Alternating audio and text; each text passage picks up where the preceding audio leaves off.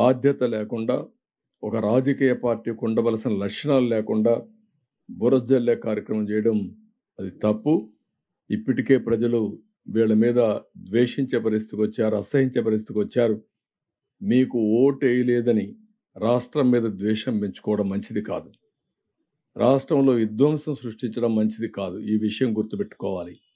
మీరు చేసిన పనికి మీకు ఓట్లేయలేదు. మీ అరాచకాలకి ఆ రోజు ప్రజలు తీర్పిచ్చారు. ఈరోజు ఇలాంటి అరాచకాలు ఇంకా చేసి, విధ్వంసాలు చేసి, నేరాలు ఘోరాలు చేస్తే మిమ్మల్ని రాష్ట్రంలో కూడా ఉండేరు.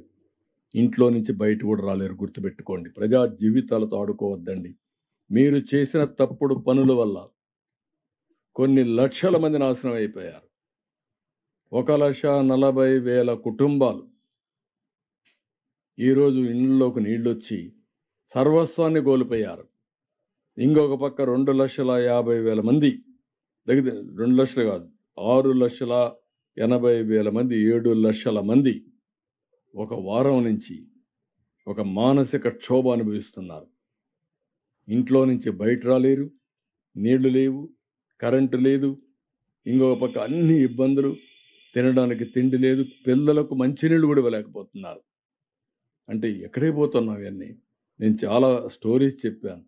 కనీసం మానవతా దృక్పథం మీకు ఉండుంటే, నన్ను ఒక ఆయన అడిగాడు, మా పిల్లలకు మంచినీళ్ళు ఇవ్వలేకపోతున్నాను, ఆ మంచినీళ్ళు ఇప్పించమని అడిగాడు.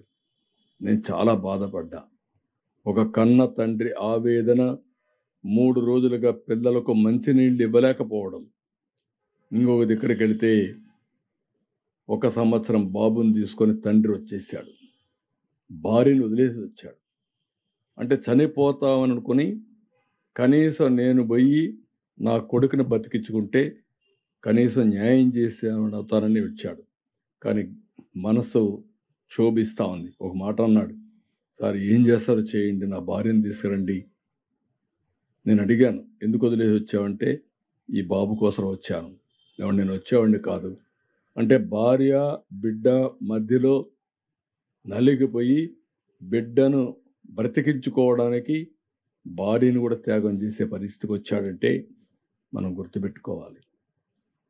కడాన సెంటిమెంట్ ఎంత ఇదిగా ఉంటాయంటే, ఒక ఆడబిడ్డ తండ్రి చనిపోయాడు, ఈవిడ బతకడానికి పారిపోవచ్చు, ఆవిడ ఏడుస్తూ అక్కడనే కూర్చొని నా తండ్రి శవాన్ని పోస్ట్ మార్టం పంపించండి, అంత్యక్రియలు చేసే అవకాశం నాకు కనిపించండి.